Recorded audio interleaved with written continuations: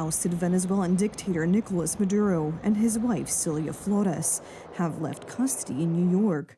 They were transported to Manhattan by helicopter. Maduro is accused of smuggling cocaine into the U.S. for many years. He faces up to 30 years in prison. There are many charges, including collaboration with drug gangs that are recognized as terrorist organizations by the U.S. The judge will have to read each of these charges. The judge will ask Maduro if he understands the charges. The case has been assigned to 92-year-old Judge Alvin Hellerstein. He is a very experienced judge who oversaw high-profile cases related to 9/11 and Harvey Weinstein, and is also handling the case of Paulo Carabayal, the former head of intelligence for the Venezuelan regime.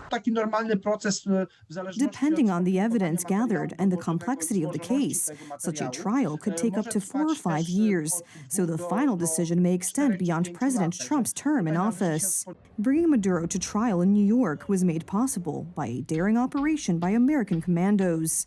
This was an audacious operation that only the United States could do. It required the utmost of precision and integration within our joint force.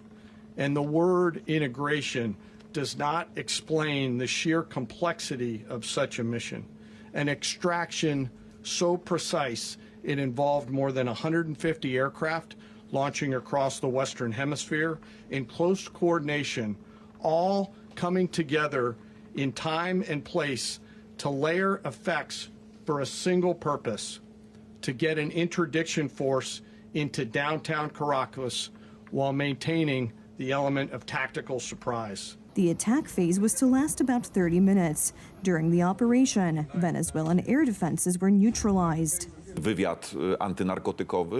Anti-drug intelligence, which is part of the Department of Justice, through the CIA, through military intelligence, electronic reconnaissance, and finally, the use of military means. You have to admit, it simply has to impress everyone, especially when you consider that the Americans did not suffer any losses.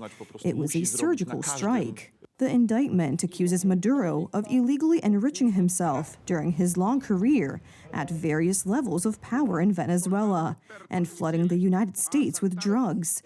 The UN Security Council has convened an emergency meeting today on the U.S. military operation in Venezuela that led to the capture of leader Nicolas Maduro. Following the U.S. military operation in Venezuela, which led to the overthrow of President Nicolas Maduro, the question arose as to how global commodity markets would react. The only thing that is certain on the international stage at the moment is uncertainty, as can be seen in the attitude of the OPEC Plus oil agreement countries.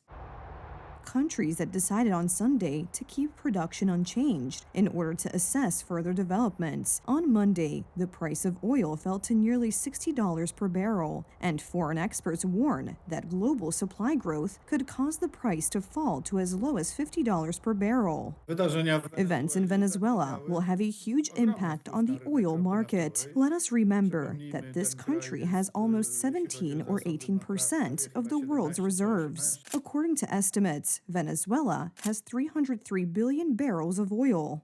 In terms of reserves, it would be number 1 in the world, but it exports less than 1 million barrels a day, whereas a decade or two ago, it exported over 3 million barrels a day. This is because the communist regime destroyed the state oil sector over the years. The regime is also burdened by Western sanctions, which it has tried to circumvent by strengthening cooperation with China and Russia. Now, this cooperation may weaken.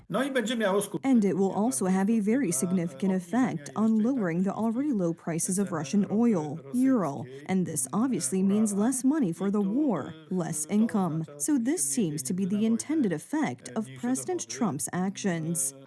Could the current situation lead to a reduction in fuel prices in Poland to the now legendary 5 zł and 19 groszy? The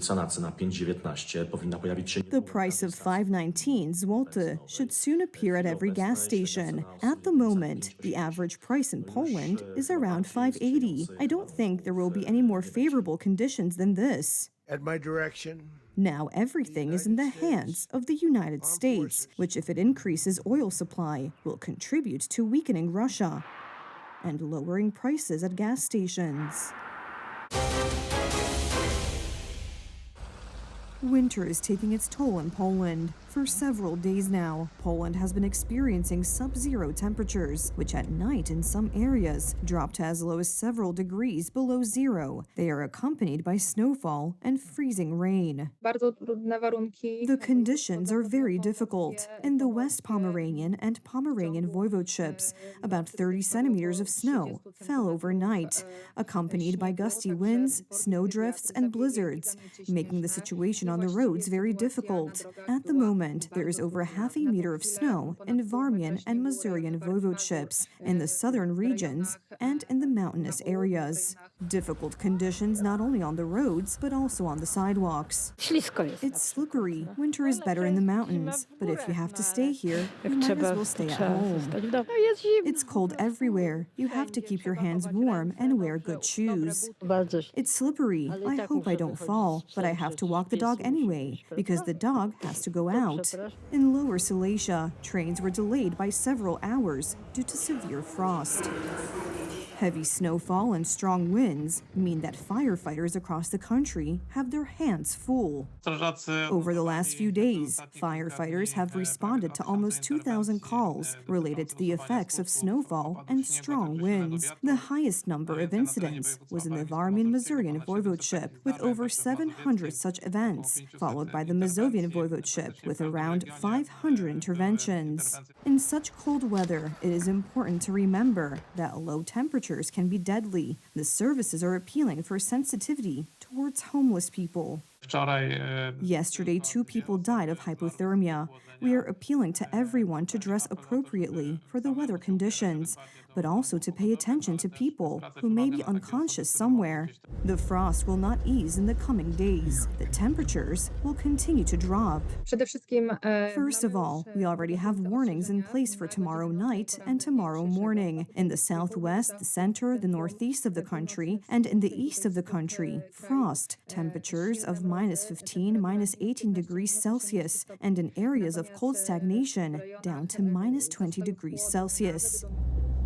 We are expecting a low-pressure system to arrive from Italy on Tuesday, and in the worst-case scenario, the southeast of the country could see around 50 centimeters of fresh snowfall by Friday. Let's hope that the situation that drivers encountered on the S7 highway a few days ago does not repeat itself. Heavy snowfall paralyzed the road between the Tri-City and Warsaw, and drivers were stuck in a huge traffic jam for many hours.